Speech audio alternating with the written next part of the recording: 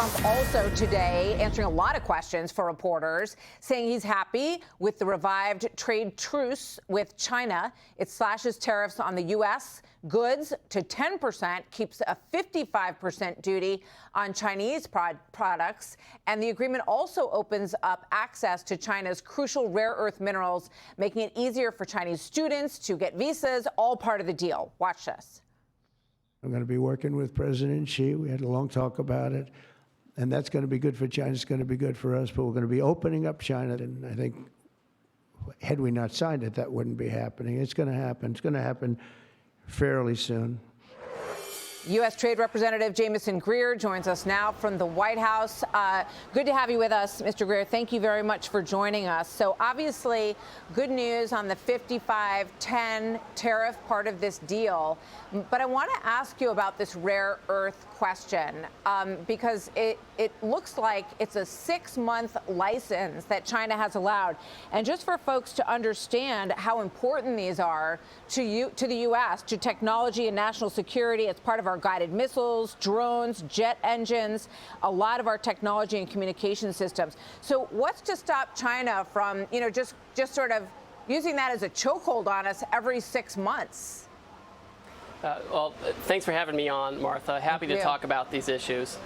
So the reality is enforcement of this kind of deal really comes from, frankly, bare-knuckled economic statecraft is the way I like to think about it. When this issue came up and we saw that the Chinese were not fulfilling completely the Geneva Agreement, they fulfilled aspects of it, but not all of it, the president decided that we need to come back and in fact enforce the agreement. A number of measures were imposed on the Chinese that were similar to the type of measure they put on us. That got their attention. I mean, the best thing that happened is that President Xi and President Trump got on the phone and talked it out in a way that two leaders with a good relationship can do. That really laid the groundwork for us to go over to London and find a way for the Chinese to expedite delivery of these magnets to the United States. And we're in a much better footing now. So, obviously, we'll have to sort of see how that plays out. The last deal lasted about 4 weeks. There was that initial understanding. I'm trying to understand, in exchange for that 6-month license that they are giving us and our companies on these rare earth minerals that are so important, what are we giving them in terms of releasing controls on NVIDIA semiconductors and all the chips that they want? At the heart of all of this is a lot about AI and the competition. So how much are we willing to give in? Oh, this agreement from London is not about AI, right? It's really limited to the very current situation where, remember, we started in Geneva, where we each had sky-high tariffs on each other. We agreed to bring those down. We did. Yep. The Chinese had a bunch of countermeasures which they brought down, but they had this one left on rare earths where their implementation was not quick enough, right? They were doing implementation, but it was not quick enough. And so we were dealing with the framework for implementing this last piece. And so it's not about giving away anything about AI. In between the Geneva meeting and the London meeting, the United States put in certain measures on exports of ethane or aircraft parts, different things. This is all out in the news and in public. It's only those recent ones that were used to kind of make sure we could have this conversation, that they understood the seriousness of the measures they were taking. I mean, the United States has a lot of cards to play on this. We started playing them and we got to a better spot.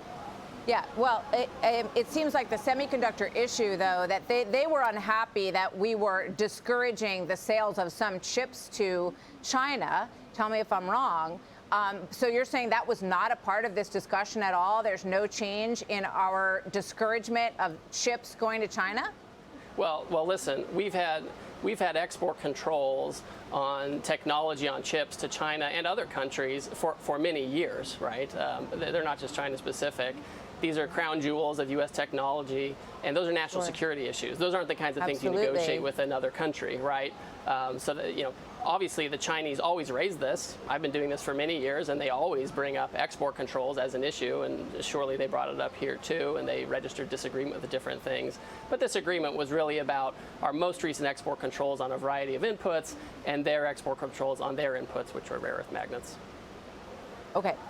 So it sounds like there's a rare earth understanding that lasts for 6 months. I want to ask you about the student visa issue, because it was just 2 weeks ago that we heard from Secretary of State Rubio that he was going to crack down on student visas for Chinese students coming here to study in the United States. And the way it was billed from the State Department, new visa policy puts America first, not China.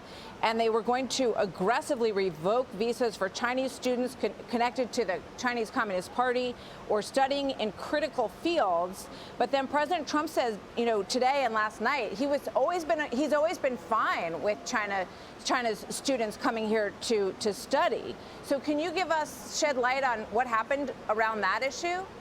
Certainly. So throughout this whole process, Secretary of State, myself, Secretary Lutnick, Secretary Bessent, and others have coordinated closely with the president on all of these steps that could be taken or potentially be taken.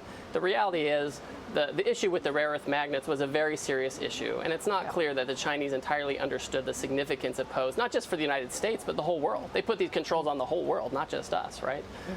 And so it was very important to, if the Chinese were going to escalate in that kind of direct area, there are cards that the United States can play that and to President Trump's point, doesn't want to play necessarily, right? We want to be able to have appropriate immigration laws. Obviously that's a key issue for this administration, and we want to make sure that we're vetting all students appropriately. But if the Chinese are going to try to take actions that harm our economy, then the United States has cards to play too, which the president does not want to play. But if we need to do it, we can. Fortunately, we're on a better path now. So, but just before I let you go, so that State Department statement from 2 weeks ago is no longer in effect as a result of the London talks. Is that true? Well, I would say that we are still finalizing some of the way we're going to implement those London talks, right? The deal is done, the agreement's done. We're having back and forth with our Chinese counterparts, right? We have a lot of communication with them.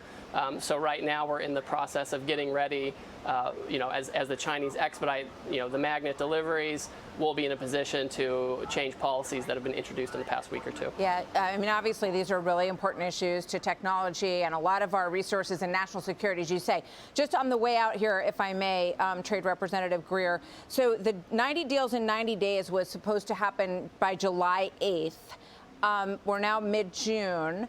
Is that going to be extended past July 8th? The president just suggested that it might be. Can you give us a sense on when we can expect more of these deals and what the new deadline might be? Well, so first of all, people ask me this question, and when the president's been asked about this, whether it's a deadline or being extended, he says, we'll see. So that's what I say too. Right. For myself, I'm treating it as a deadline.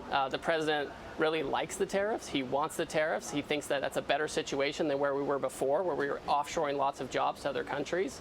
However, during this period, other countries have presented alternatives to a tariff plan where they give us more market access, they change some of their harmful policies, and they could qualify for a type of modified tariff depending on how our president feels and how their leaders feel. I just came from a meeting with the Vietnamese that was very helpful, and we'll see if we're able to land something with them. That's great.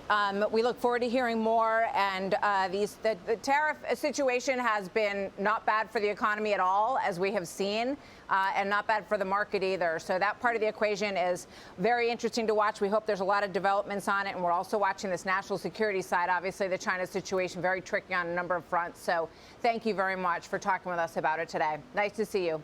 Yeah, Jamieson great to see you. United States Trade Representative. Thank you, sir. Hey, Sean Hannity here. Hey, click here to subscribe to Fox News YouTube page and catch our hottest interviews and most compelling analysis. You will not get it anywhere else.